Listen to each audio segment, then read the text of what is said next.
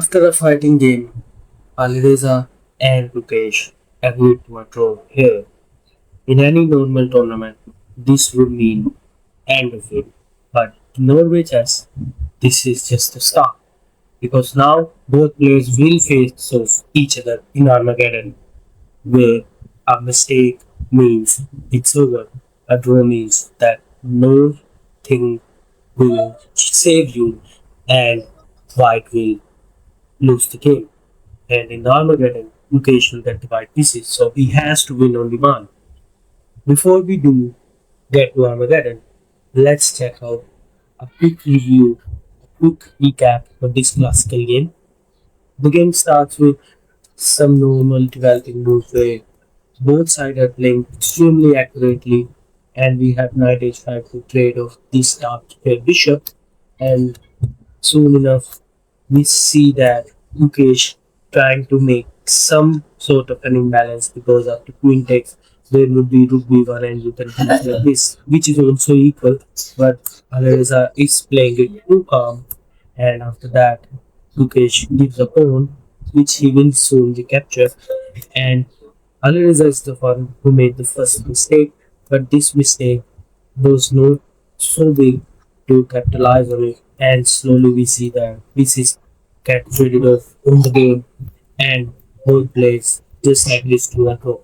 And now the fight, the struggle will begin. The game starts with d4, and slowly we reach this position that is going to be extremely challenging as both sides have some imbalance. And we see that in the middle game, Alireza gives up a pawn for nothing. Like Gukesh is up a clean pawn, but he has to convert it. And in Armageddon, it's always tricky. It's always difficult. So we see that the trade of the queens happen, and after that, now Black has a bishop pair, but White has a healthy pawn, and so far the valuation lies in Gukesh's favor. But we will see that soon Clock will play its part, and then we have some more moves.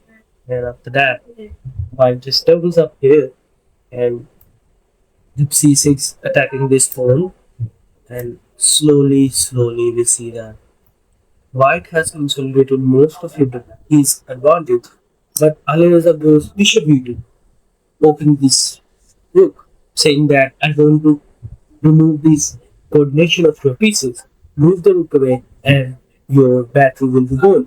Gukesh had to go rook c8 here to trade off the rooks at the same time, actively keeping his pieces. But in the game, Gukesh goes rook d1, which is a blunder, and as a result, Alireza is back in game. He goes bishop b5,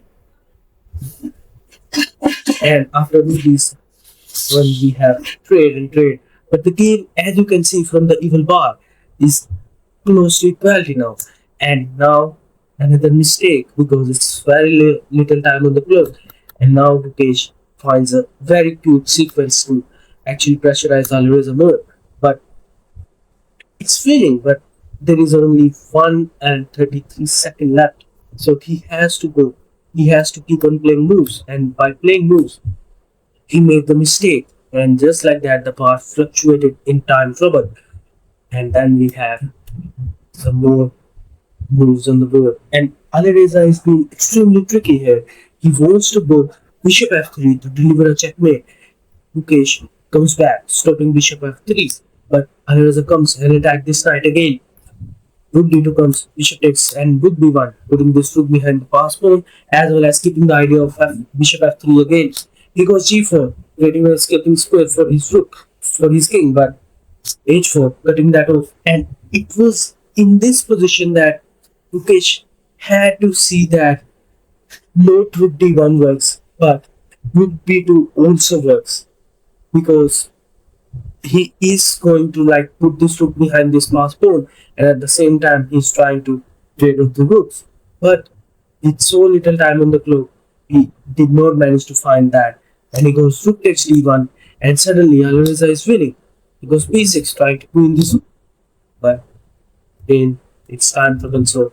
Many mistakes will happen until the last mistake, and someone moves from down on the board.